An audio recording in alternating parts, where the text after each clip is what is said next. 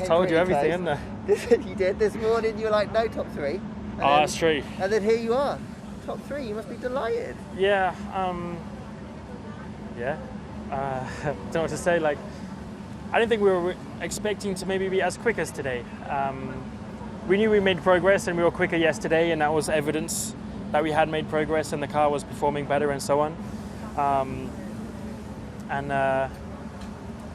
Yeah, today I think we had a bit more expectation than last weekend. We thought we could definitely do a bit better, and I mean, I said before the race that there's potential to be racing them for a bit longer and a bit further into the race.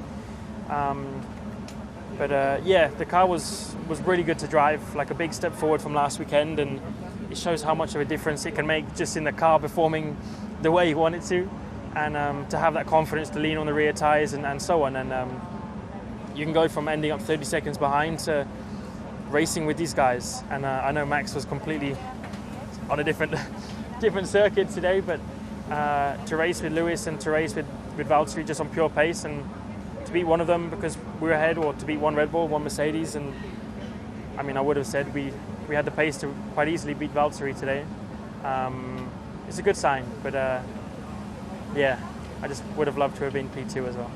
There was that moment with Checo. You weren't too happy with the penalty. He obviously did feel slightly different as well. What do you make of it? I mean, it's lap one, but you're going for second place. He knows there's gravel on the exit of the corner. It's his risk and not mine. I don't know what he was expecting, you know. I need to see it from a different view, because obviously I was in the car. It's hard to know exactly where they are all the time. But yeah, it wasn't, in my opinion, he didn't commit enough. He wasn't like the car ahead into the corner. And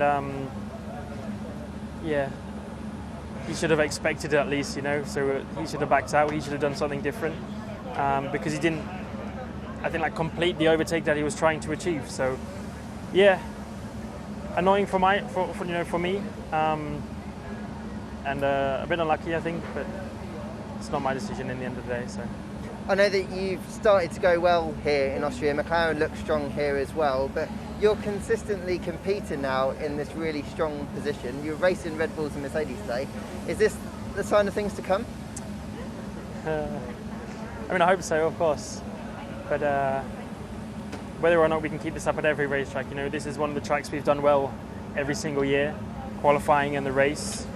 It's always been one of our best circuits of the season. So I think the main thing is we don't just get too complacent and think this is where we are now, because just last weekend when the car wasn't, when we didn't have 2 weeks to nail everything, the car wasn't good enough. So yeah, we had a great day today and we've been fast all weekend, but I think I don't expect to be like this every single weekend throughout the rest of the season. I think it's going to be much tougher again and not so much glory, so we'll see.